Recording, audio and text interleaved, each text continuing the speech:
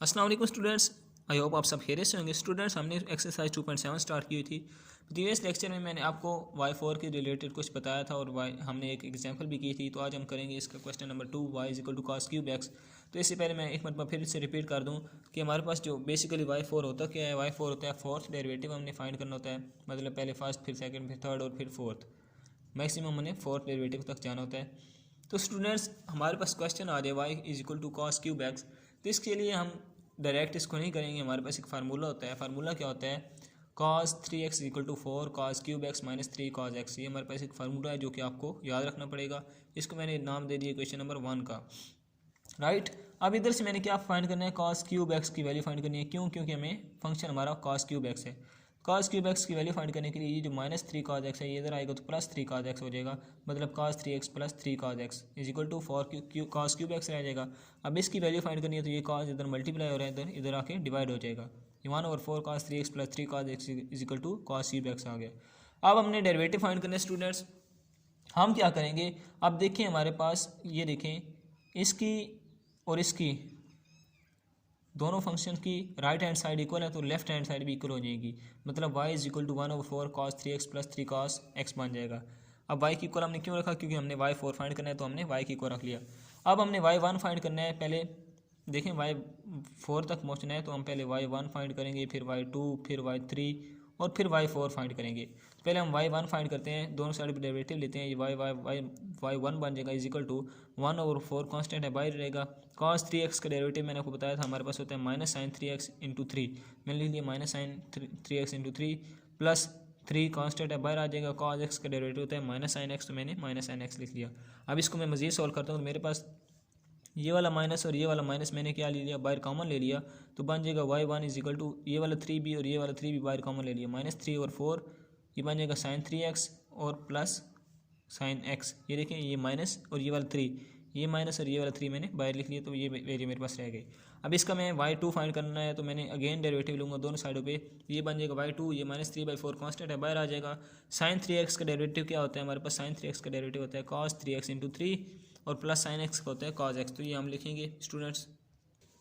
तो स्टूडेंट यहाँ पे मैंने डेरिवेटिव ले लिया और फिर मैंने नेक्स्ट क्या किया स्टूडेंट्स? नेक्स्ट मैंने ये जो 3 था इसको अरेंज करके लिख लिया। मतलब cos 3x इंटू 3 था तो मैंने लिख लिया 3 cos 3x plus cos x, ये माइनस 3/4 एज इट इज़ आ गया। अब y2 हमने फाइंड कर लिया, y3 फाइंड करना है तो अगेन हम डेरिवेटिव लेंगे दोनों साइडों पे। ये y2 y3 बन जाएगा इज इक्वल टू ये माइनस 3/4 हमारे पास कांस्टेंट है तो कांस्टेंट बाहर आ जाएगा। अब 3 cos 3x का डेरिवेटिव लेना है। 3 क्या है? कांस्टेंट है, बाहर रहेगा। cos 3x का डेरिवेटिव क्या होता है हमारे पास? माइनस साइन 3x इंटू 3 और ये प्लस ये cos x का है। cos x का डेरिवेटिव होता है माइनस साइन x, तो ये माइनस साइन x आ जाएगा इज इक्वल टू। अब देखें स्टूडेंट्स, ये वाला माइनस और ये वाला माइनस, ये दोनों माइनस मैंने क्या ले लिए? कॉमन ले लिए। जब ये मैं कॉमन ले लूँगा मतलब बाहर आ जाएंगे तो इस माइनस को ये प्लस कर देंगे, ये बन जाएगा प्लस 3 और 4। तो इसी तरह हमारे पास ये वाला 3 और ये वाला 3 आपस में मल्टीप्लाई हो जाएंगे, ये बन जाएगा 9 sign 3x plus sign x। अब ये वाला माइनस और ये वाला माइनस बाहर आ चुके हैं तो इसलिए अंदर कोई वैल्यू माइनस की नहीं होगी। तो स्टूडेंट्स, ये हमारे पास आया y3 या y4 फाइंड करना है तो y4 इजिकल अगेन डेरिवेटिव लेंगे, y3 y4 बन जाएगा इजिकल टू 3 और 4 कांस्टेंट है, बाहर आ जाएगा। अब ये 9 कांस्टेंट है, बाहर रहेगा।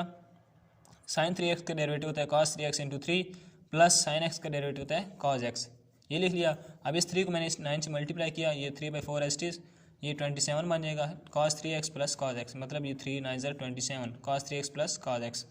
अब स्टूडेंट्स, y4 की वैल्यू हम आंसर ये लिख सकते हैं, लेकिन देखें हमारे पास मज़ीद इसकी सिंप्लीफिकेशन हो सकती है तो हम इसकी मज़ीद सिंप्लीफिकेशन भी करेंगे। cos 3x की वैल्यू हमारे पास क्या होती है स्टूडेंट्स? जो इक्वेशन नंबर 1 हमने लिखी थी मैं आपको दिखा देता हूँ। ये जो इक्वेशन हमने लिखी थी students, cos 3x equal to 4 cos cube x minus 3 cos x, इसको हमने इक्वेशन नंबर 1 लिखा था। तो यहाँ पे हमारे पास cos 3x की वैल्यू मौजूद है, तो ये वाली वैल्यू हम उधर पुट कर देंगे जहाँ हमारे पास cos 3x आया है।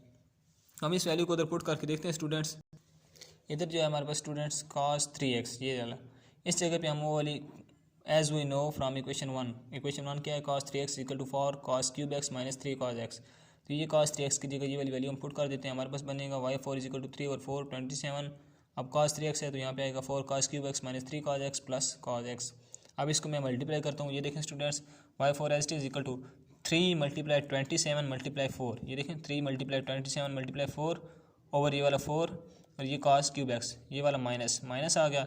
अब 3 मल्टीप्लाई 27 मल्टीप्लाई 3, 3 मल्टीप्लाई 27 मल्टीप्लाई 3, ये 4 नीचे और ये 7 cos x प्लस 3 मल्टीप्लाई यहाँ पे कुछ नहीं है तो 3 और 4 cos x, यानी कि 3 और 4 को मैंने अंदर मल्टीप्लाई कर दिया। अब मैं इसको मज़ीद सिंपलीफाई करूँगा तो ये बन जाएगा 4 4 से कट जाएगा, 3 मल्टीप्लाई 27 81 बनता है, cos क्यूब x माइनस इनको मल्टीप्लाई करूँगा 243 और 4 cos x प्लस 3 और cos x। अब मैंने क्या किया है 81 cos क्यूब x, यहाँ पे आप माइनस लिख ही रखें तब भी ठीक है, लेकिन मैंने यहाँ पे प्लस लिख दिया क्योंकि ये वाली माइनस मैंने ब्रैकेट के अंदर लिख दी। अब मैंने क्या किया स्टूडेंट्स, ये देखें इन दोनों में से मैंने इन दोनों वैल्यूज़ को सॉल्व किया। मेरे पास वैल्यूज़ क्या थी, -243/4 cos x plus 3/4 cos x, दोनों cos x वाली वैल्यूज़ हैं तो इनमें से मैंने क्या किया 4 कॉमन ले लिया और ये बन जाएगा -243 प्लस 3 और ये cos जो है दोनों के साथ है तो मैंने cos x इकट्ठा बाहर लिख दिया, राइट। तो अब मैंने इसको मज़ीद सोल्व किया। अब ये देखें यहाँ पे मैंने प्लस क्यों लिखा, अगर मैं यहाँ पे माइनस लिखूँगा तो ये तो वैल्यूज़ मेरे पास गलत हो जाएंगी, क्यों, क्योंकि ये माइनस से मल्टीप्लाई होकर प्लस हो जाएगा, लेकिन हमारे पास तो माइनस है तो इस माइनस को बरकरार रखने के लिए मैंने यहाँ पे प्लस लिखा, क्योंकि ये प्लस माइनस से मल्टीप्लाई होगा तो माइनस ही बना देगा, तो इसलिए मैंने यहाँ पे प्लस लिखा। इसको मज़ीद मैं सोल्व करूँगा तो मेरे पास आएगा 81 cos क्यूब x माइनस 243 में से 3 माइनस करेंगे तो हमारे पास आता है -240 और 4 cos x। इसको मैंने मज़ीद सोल्व किया तो ये 4 इससे कट जाएगा तो मेरे पास बनेगा 81 cos cube x minus 60 cos x। ये मेरे पास y4 है, ये हमारा रिक्वायर्ड सोल्यूशन है और ये हमारा आंसर है। तो इसका cos और साइन वाला तो हमने पार्ट कर लिया, लेकिन इसका जो लास्ट पार्ट है y equal to natural log x square minus 1 है, तो इसका मैं आपको हिंट दे देता हूँ इसको कैसे करना है। स्टूडेंट्स फर्स्ट ऑफ ऑल तो हम करेंगे कि नेचुरल लॉग आ गया तो हम इसको सिंप्लीफाई करने के लिए y की एक प्रॉपर वैल्यू बनाएंगे। हम लिखेंगे, देखिए स्टूडेंट हमारे पास एक फार्मूला होता है a square minus b square, ये किसके इक्वल होता है a minus b into a plus b. A square minus b square एक फार्मूला है जो कि होता है a minus b into a plus b. अब इधर हम वही फॉर्म बनाएंगे, हमारे पास है एक्स स्क्वायर माइनस 9 है तो एक्स स्क्वायर माइनस 9 को हम लिख सकते हैं एक्स स्क्वायर माइनस 3 स्क्वायर लिख सकते हैं, एक्स स्क्वायर माइनस 3 स्क्वायर। तो यहाँ ए स्क्वायर माइनस बी स्क्वायर था तो यहाँ एक्स स्क्वायर माइनस 3 स्क्वायर है तो ये बनेगा एक्स माइनस 3 और एक्स प्लस 3 लिख सकते हैं। इस फार्मूले के हिसाब से मैंने लिख लिया, राइट। यही चीज़ मैंने इधर पे बनाई है, y is equal to natural log x square minus 3 square is equal to y is equal to natural log x minus 3 और एक्स प्लस 3 इस फार्मूले की मदद से। अब देखिए स्टूडेंट्स हमारे पास नेचुरल लॉग की एक प्रॉपर्टी होती है, जब नेचुरल लॉग में दो वैल्यूज़ आपस में मल्टीप्लाई हो रही हों तो हम क्या करते हैं, उनको नेचुरल लॉग अलग करने के लिए हम क्या करते हैं natural log x plus natural log x उनके दरमियान प्लस लगा देते हैं और दोनों के साथ नेचुरल लॉग अलग अलग लगा देते हैं। इधर भी हम यही करेंगे, ये दोनों वैल्यूज़ मल्टीप्लाई हो रही हैं, हम क्या करेंगे y is equal to natural log x minus 3 plus natural log x plus 3, right. Plus लगा के नेचुरल लॉग अलग अलग कर देंगे। अब स्टूडेंट्स y1 फाइंड करना है तो दोनों साइड डेरिवेटिव लेंगे, ये y1 बनेगा इज इक्वल टू, अब देखिए स्टूडेंट्स हमारे पास नेचुरल लॉग एक्स किसके इक्वल होता है 1/x और साथ इस x का डेरिवेटिव मतलब 1, तो हम इसको सिर्फ 1/x ही लिखते हैं। अब नेचुरल लॉग x माइनस 3 होगा तो ये किसके इक्वल होगा 1/नेचुरल लॉग 1/x माइनस 3 और साथ इसका डेरिवेटिव, इसका डेरिवेटिव क्या होता है x का डेरिवेटिव 1 होता है, -3 का 0 होता है तो 0 लिखने की ज़रूरत नहीं है, plus natural log x plus 3 का क्या होता है 1/x प्लस 3 और साथ इसका डेरिवेटिव।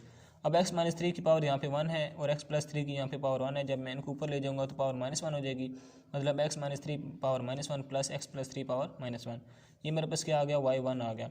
अब मैंने y2 फाइंड करना है तो मैं इसका अगेन डेरिवेटिव लूँगा, ये बन जाएगा y2 इज इक्वल टू, ये देखिए हमारे पास पावर रूल लगेगा -1 पावर स्टार्ट में आ जाएगी, x माइनस 3 पावर में से 1 माइनस करेंगे मतलब -1 में से -1 करें तो -2 आता है, -2 और साथ इसका डेरिवेटिव 1 प्लस ये वाला प्लस, अब ये पावर फिर शुरू में आ गया -1 x प्लस 3 पावर में से 1 माइनस किया -2 आ गया, साथ इसका डेरिवेटिव 1 आ गया।